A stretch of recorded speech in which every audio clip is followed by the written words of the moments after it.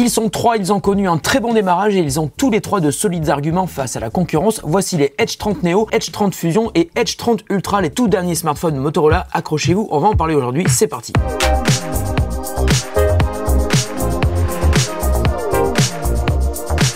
Salut à tous et à toutes, j'espère que vous allez bien. Moi, ça va super bien comme d'habitude. Aujourd'hui, je vais pas vous parler donc de un, mais de trois smartphones Motorola. Motorola, c'est une marque que j'adore depuis des années. Et il y a quelques mois, je vous avais déjà parlé du Edge 30 et du Edge 30 Pro. Si vous n'avez pas vu ces vidéos, je vous mets des liens en description de la vidéo. Mais aujourd'hui, on va donc parler de la gamme Edge 30, toujours la gamme Edge 30, mais avec trois nouveaux modèles qui viennent de sortir. Et là, je me dis, pourquoi est-ce que Motorola a gardé le nombre 30 pour cette nouvelle gamme Edge? Ça reste un mystère pour moi, car ces trois smartphones ne ressemblent pas du tout au Edge 30 ni au Edge 30 Pro. Alors, pour faire simple, je vais vous détailler ce que proposent ces trois nouveaux modèles, parce qu'avec autant de références dans la gamme Edge 30, on peut s'y perdre. Donc il y a quelques jours, j'ai proposé à Motorola de m'envoyer donc les trois modèles, comme ça je peux vous en parler dans une seule vidéo, vous montrer à quoi ils ressemblent et ce qu'il y a dans la boîte, et vous dire aussi ce que je pense de ces trois smartphones. Et on va donc faire une montée en gamme, je vais commencer par le Edge 30 Neo, que Motorola considère comme le successeur du Edge 20 Lite, et je remercie d'ailleurs Motorola de ne pas l'avoir appelé Edge 30 Lite, car pour moi, il n'a rien d'un smartphone Lite. Le Edge 30 Neo est sorti il y a quelques semaines, et il y a quelques jours, j'ai discuté avec les équipes de Motorola qui m'ont expliqué que le Edge 30 Neo avait réalisé un très bon démarrage au niveau des ventes en France, et ça m'étonne pas, car la fiche technique est quand même plutôt bien fournie et le prix reste en dessous des 400 €. Alors ce qui m'a beaucoup plu au premier abord, c'est l'aspect super compact de ce smartphone, vous le voyez, et c'est pas si courant en 2022. J'ai beaucoup aimé l'arrière avec du plastique, mais qui est très agréable au toucher, il ne prend pas les traces de doigts. À l'arrière, on voit aussi un gros logo Pantone. Alors Motorola et Pantone ont signé un partenariat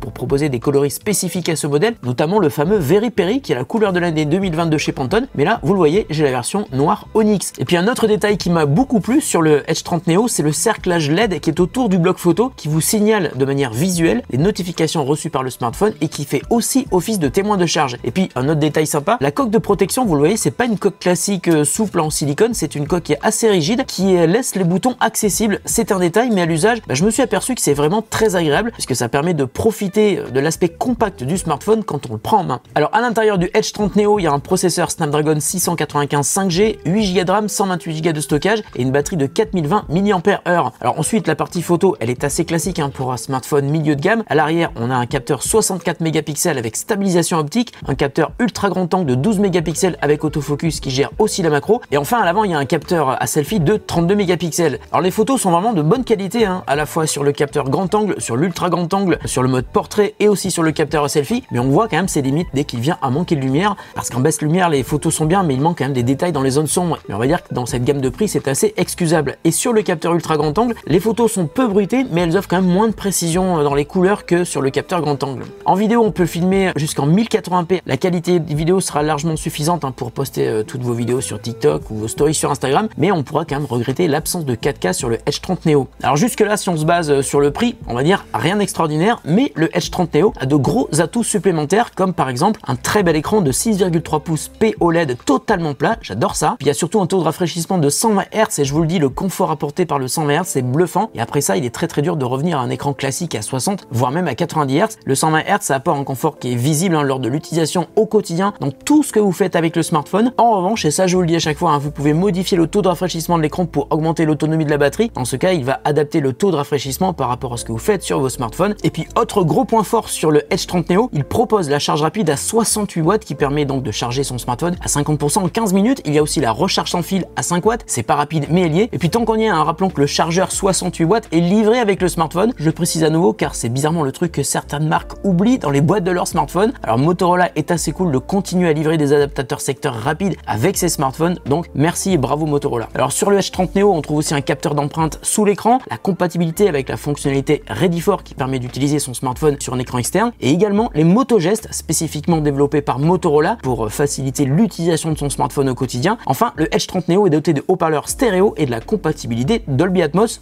Je vous le dis, il est quand même bien équipé. Alors j'ai passé plusieurs jours avec le Edge 30 Neo et je peux vous dire que j'étais très agréablement surpris par ce smartphone qui est vraiment très compact, très agréable à tenir en main. Le processeur en revanche est assez léger. Motorola aurait sans doute pu y intégrer un Snapdragon plus puissant qui aurait sans doute permis d'avoir plus de réactivité sur l'utilisation du smartphone au quotidien et notamment sur le traitement des photos, ce qui aurait pu aussi permettre de filmer en 4K, mais le prix aurait alors sans doute dépassé les 400 €. En revanche, c'est un smartphone qui est complet, qui est polyvalent et avec de nombreux atouts, surtout l'écran et la charge très rapide. Donc ça, c'était le Edge 30 S30 Neo, je pense que si on se base sur le rapport qualité-prix, la compacité du smartphone, c'est vraiment mon chouchou parmi les trois dont je vous parle aujourd'hui. Je vous montrerai tout à l'heure en comparatif photo avec les deux autres modèles. Alors le deuxième smartphone de cette nouvelle gamme, c'est le Edge 30 Fusion. Il reprend les mêmes fonctionnalités logicielles, mais avec un design et un hardware qui va beaucoup plus loin. Alors à l'arrière, un dos mat encore une fois et qui ne prend pas non plus les traces de doigts. Et puis à l'avant, il y a un écran qui est cette fois-ci incurvé. C'est un écran OLED et qui est plus grand, 6,55 pouces. Il affiche un taux de rafraîchissement de 144 Hz, donc encore plus de confort pour les yeux. D'ailleurs, cet écran est aussi HDR10+, et il est protégé par du Corning Gorilla Glass 5. À l'intérieur du Edge 30 Fusion, il y a un processeur Snapdragon 888+, donc beaucoup plus puissant que sur le Neo et qui permet donc un traitement plus rapide des photos, et il offre une meilleure activité sur l'ensemble du système. À noter que le Fusion est également compatible Wi-Fi 6E. Alors sur la partie photo, il y a un capteur principal de 50 mégapixels qui filme cette fois en 4K à 60 fps et même en 8K à 30 fps et qui propose aussi un autofocus omnidirectionnel qui utilise 100% des pixels du capteur. Il y a en revanche les mêmes capteurs 12 mégapixels pour l'ultra grand angle et la macro, et à l'avant on trouve cette fois-ci un capteur de 32 mégapixels qui permet lui aussi d'ailleurs de filmer en 4K. Avec le capteur principal, les photos sont beaucoup mieux définies que sur le Neo, c'est normal. Le post-traitement des photos est plus rapide que sur le Neo grâce à donc ce processeur Snapdragon 888+, et puis cette différence se retrouve aussi sur l'utilisation générale du smartphone qui est super confortable au quotidien, même s'il est quand même un petit peu grand, mais moins grand que le prochain dont on va parler après. Alors avec le Edge 30 Fusion, en plus de la charge rapide toujours à 68 watts, le chargeur est toujours livré dans la boîte, la batterie est un petit peu plus grosse, 4400 mAh. En revanche, et ça c'est étonnant, il n'y a pas de recharge sans fil sur le Edge 30 Fusion, j'ai pas trop compris pourquoi alors qu'elle est présente sur le Neo. Alors le Edge 30 Fusion est proposé à 699 €, c'est normal en vue de l'équipement, mais je pense qu'il aura un petit peu plus de mal à se faire une place face à ses concurrents, et même dans cette nouvelle famille Edge 30, surtout quand on voit le Edge 30 Ultra qui est le modèle au-dessus dont on va parler maintenant. Alors le troisième smartphone dont on va parler aujourd'hui, c'est le Edge 30 Ultra qui va encore beaucoup plus loin. Là on est face vraiment au haut de gamme de la famille Edge 30 pour cette fin 2022. À l'intérieur, un processeur Snapdragon 8 Plus Gen 1, 12 Go de RAM, 256 Go de stockage et un écran OLED de 144 Hz, toujours aussi confortable au quotidien. Et là où on peut trouver une belle évolution, c'est aussi sur la partie photo, puisque Motorola a été la première marque à présenter un capteur photo de 200 mégapixels dans un smartphone. Alors vous n'allez évidemment pas faire des photos à 200 mégapixels tous les jours, sinon la mémoire se remplirait très vite, mais le concept est vraiment bien vu. C'est un capteur 16 en 1. En gros, le capteur utilise 16 pixels pour en afficher un seul sur vos photos. Le but est donc de faire de meilleures photos avec plus de lumière qui pourront entrer jusqu'au capteur. En revanche, j'ai pas été bluffé par le résultat en utilisant le mode ultra res quand on fait une photo 200 mégapixels. 46 mégas par photo JPEG, c'est quand même énorme, et franchement je trouve que la photo n'est pas meilleure en plein jour que lorsque l'on prend une photo en mode classique. En revanche, un avantage sur le Ultra par rapport au Fusion, là cette fois-ci il y a un zoom optique x2. Alors toujours à l'arrière, le capteur ultra grand angle passe à 50 mégapixels, et puis il y a aussi un nouveau capteur à selfie de 60 mégapixels qui filme lui aussi en 4K. Et puis il y a aussi une évolution sur la batterie, cette fois-ci elle a une capacité de 4610 mAh, la charge sans fil est de retour, et cette fois-ci elle monte jusqu'à 50 watts. Mais elle peut être surtout chargée à 125 watts, ce qui est vraiment ultra rapide. Ça veut dire qu'on peut charger 50% de la batterie en à peine 7 minutes, et je le rappelle, le chargeur est aussi livré avec. Le Edge 30 Ultra est évidemment le plus cher des trois, il vaut 899 €, mais le truc très cool, c'est que pour les trois modèles, Motorola propose une offre très intéressante jusqu'à la fin de l'année, puisque quand vous achetez un des smartphones de la gamme Edge 30, donc Neo, Fusion ou Ultra, non seulement il y a une offre de remboursement qui peut monter jusqu'à 100 € sur le modèle Ultra, mais vous recevez aussi un Lenovo Smart Clock 2 qui est un assistant vocal compatible Google Assistant avec un bel écran. J'adore ce genre de truc, j'en ai mis un dans ma chambre et je peux contrôler mes lumières connectées et la musique à la voix ou avec l'écran tactile. Alors maintenant, je vais vous montrer un petit comparatif photo entre les trois modèles. Alors sur le mode portrait en studio, le Neo a du mal à faire ressortir les détails et à donner des couleurs vraiment naturelles. Sur le Fusion, c'est mieux sur les couleurs, ça manque encore parfois un petit peu de précision dans la définition de l'image. En revanche, sur le Ultra, tout est bien, les couleurs et même les tonalités de peau, la définition. Alors sur une photo en basse lumière, le Neo est un petit peu à la traîne avec des zones sombres trop discrètes sur l'image et une image un petit peu lissée d'ailleurs pour gommer les défauts. Sur le Fusion et sur le Ultra, les résultats sont très similaires et encore une fois bien au-dessus du Neo.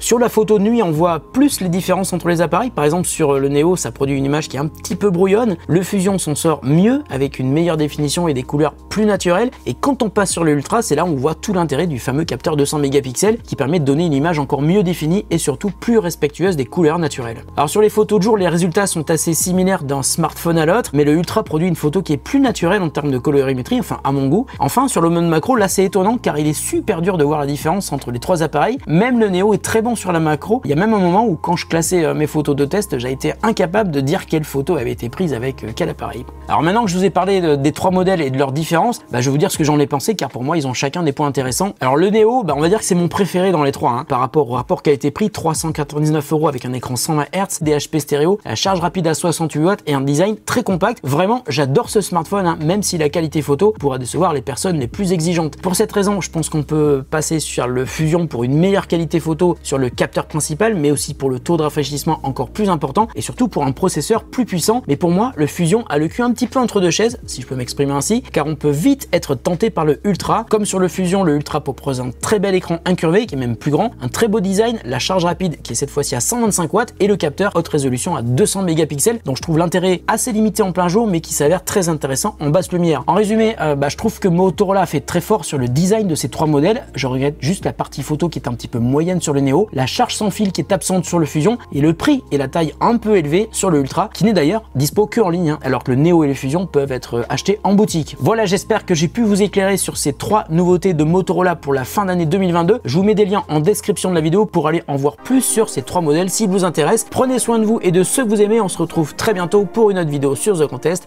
Salut à tous et à toutes et bonne journée.